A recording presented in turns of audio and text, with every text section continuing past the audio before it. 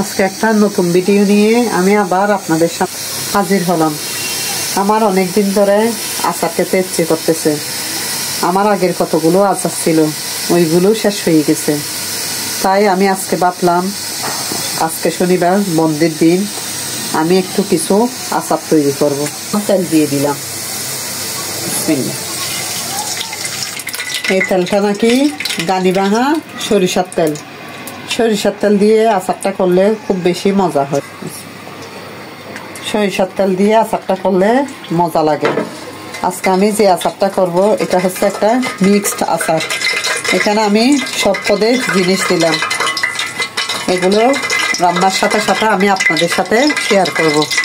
এদিকে আমি এখানে গরম মশলা, তারপর পাঁচফোড়ন, তেজপাতা, আরও বিভিন্ন মশলা অ্যাড করে আমি এটা গুঁড়ো করে নিলাম। একটু গরম হয়ে উঠলে আমি এই জিনিসটা তেলের মধ্যে ঢেলে দিব। তেল গরম হয়ে গেলে আমি আমার গুঁড়ো মশলাগুলা দিয়ে দিলাম।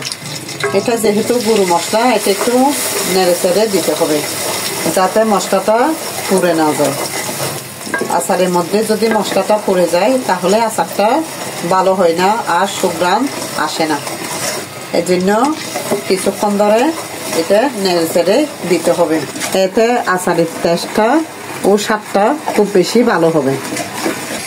এখন তো শীতকাল, বাজারের মধ্যে অনেক রকমের গুঁড়ো পাওয়া যায়। আর এই আমার আচার তৈরি করার জন্য আমি বাজার থেকে একটা ভালো মানের গুঁড়ো কিনে নিয়ে আসলাম। এই যে এটা আমার হচ্ছে আচারে দেওয়ার জন্য একটা গুঁড়ো। এই গুঁড়োটাকে আমি পানিতে মিশিয়ে হালকা গরম করে নিলাম।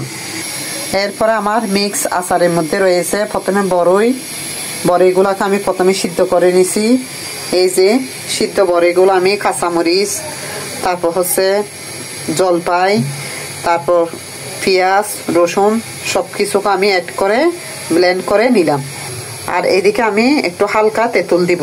তেঁতুলটা পুরনো, যাতে আমার আচারের স্বাদটা ভালো থাকে, এই জন্য আমি একটা পুরনো তেঁতুল নিলাম। এটা হচ্ছে একটা চালতা, এটাকে আমি ভালো করে ব্লেন্ড করে নিলাম। এখন তেল গরম হয়ে গেছে। প্রথমে আমি আমার চালতাটা দিয়ে দিলাম।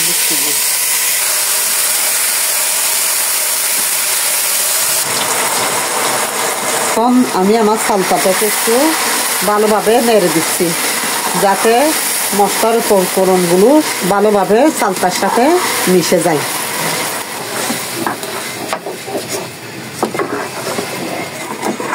এদিকে আমি তেঁতুলটা দিয়ে দিচ্ছিলাম।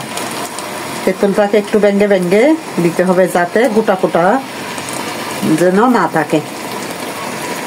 এই তেঁতুলটাকে একটু নেড়ে দিচ্ছিলাম যাতে গোটা ভাবটা চলে যায়। আমি এগুলোকে ভেঙে ভেঙে এই মশলার সাথে মিশিয়ে দিচ্ছিলাম। পর আমি মশলা করা বাকি উপকরণগুলো দিয়ে দিচ্ছিলাম, যেগুলো আমি ব্লেন্ড করে রাখছিলাম। আমি আচারটা এইভাবে তৈরি করি। কে কিভাবে করেন আমাকে কেমন করে জানাবেন। আসলে আচার বানাতে আমাদের অনেক সময় লাগে, আর কষ্টও বেশি হয়। একক ফ্যামিলি বা একজন হলে তো কোনো কথাই নাই। এই আচার তৈরি করতে আমাদের অনেক সময় লেগে যায়। সেজন্য আমি উপকরণ সবগুলোকে এভাবে মিশিয়ে আচারটা তৈরি করি। আপনারা কে কিভাবে আচারটা তৈরি করেন আমাকে জানাবেন।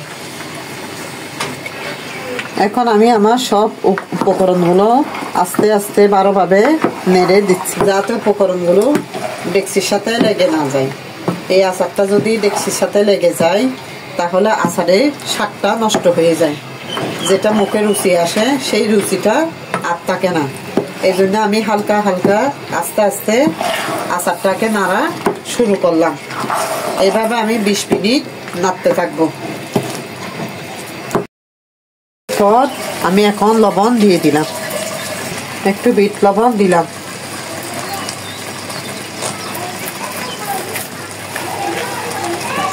এটা একটা মশলা দিলাম, ধনের গুঁড়া দিলাম,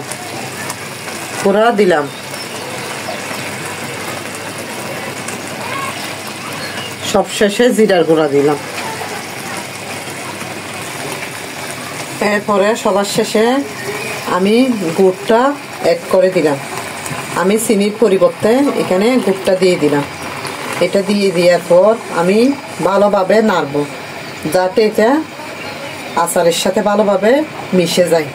এখানে আচারের সাথে আমি গুড়টা দিয়ে দিলাম। এখানে আচারের সাথে পানি মিশা যাবে না, কেননা যদি আচারের সাথে পানিটা আমি অ্যাড করি তাহলে আচারটা বেশি দিন টিকবে না, আর আচারে ফ্যাকাশে বর্ণ ধারণ করবে।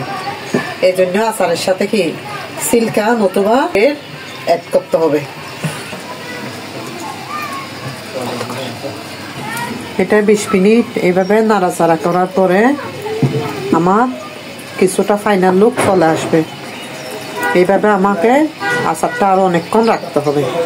আচারটা 20-30 মিনিট সিদ্ধ করার পর আমি এইভাবে একটা বয়ামে করে করে রেখে নিচ্ছিলাম। ছোট ছোট বয়ামে করে আচার নিলে খাওয়ার সুবিধাটাও হয়।